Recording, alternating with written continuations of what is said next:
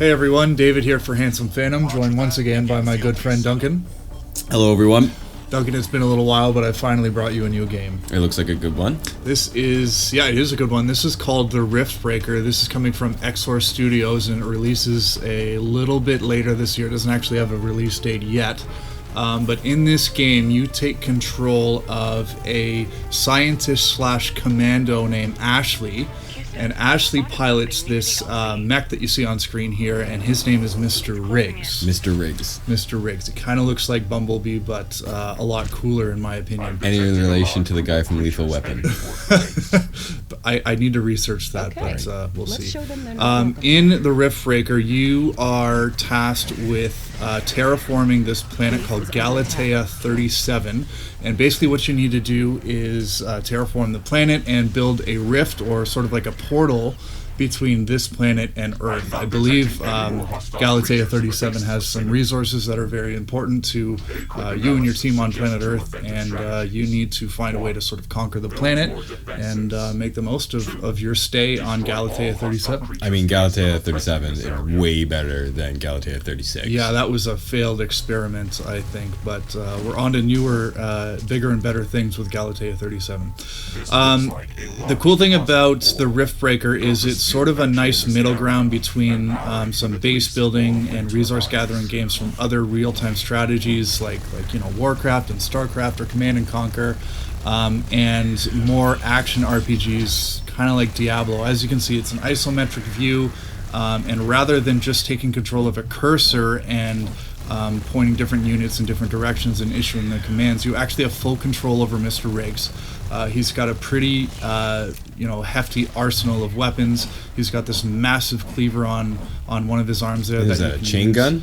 Yeah, and he's got a chain gun, he's got flamethrowers, he's got a rocket launcher, there's like little plasma rifles, there's even mini nukes, which you won't see in this preview, but it's something that we're really looking forward to seeing in the full release. Can you select your armament? Like, do you have all of these things at your disposal, like 24/7, or? No, so in this pre-alpha demo, in this first mission, you get access to a few of the weapons, but as you're building your base, you can actually build an armory where you can research different weapons and craft them and put them together using resources that you've gathered throughout the world. Right. So yeah, you can kind of pick and choose what's best for you.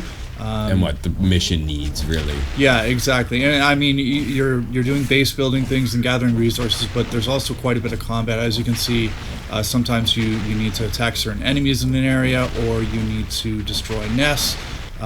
Because gathering resources is one thing, but you also need to deal with the sort of the monsters that are running around the planet, because they will attack you. The local fauna. Base. Yeah.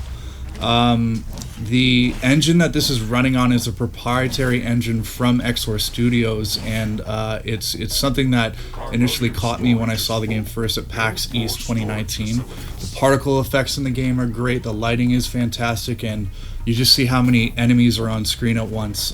Yeah, and it's not really lagging at all. No, it holds a really steady frame rate. It's impressive stuff. So when you've sort of taken care of enemies in a certain area, then you can start farming for resources. As you can see here, I found a carbodium deposit as well as some iron veins. So you can use that and build sort of extraction plants there. But something I really like about this game is it's not as simple as just building these structures. You also need to find ways to power them. So you can build... So you need like the infrastructure for all the buildings that you're building. Yeah, so you can build sort of these wind turbines. You can also build solar panels, and you need to connect everything together. What I also really like is there's a bit more depth, because wind turbines, they generate less power, but they work throughout the day and night cycle, whereas solar panels generate quite a bit more power, but they only work half the time, because at night they're not working. So they have a whole day-night cycle within the game itself as well? Yeah, so as you can see on screen here, I'm just sort of working on my own base, and night's coming in, so none of my solar panels are going to work. Again, this is a pre-alpha demo, But in this demo, there's a survival mode, which you can see I'm in now, and I'm building a very sloppy base. I don't have a whole lot of time to plan things out, and the reason is because there's an incoming onslaught of enemies, and I have to make sure that I have walls built as well as turrets and things like that to defend my headquarters, as well as all the resource gathering that I'm doing. So yeah, you're getting real sloppy here, Dave.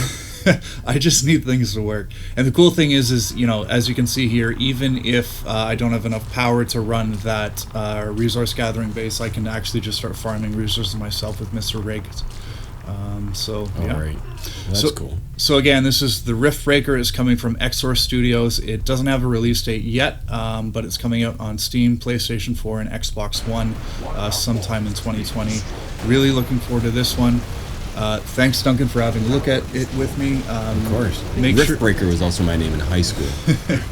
Make sure to hit that subscribe button. Check back at handsomephantom.com for all of our written content, as well as our video stuff on YouTube. Looks good. Thanks so much, Duncan. Thanks. One of our buildings has been destroyed. Its power has been destroyed.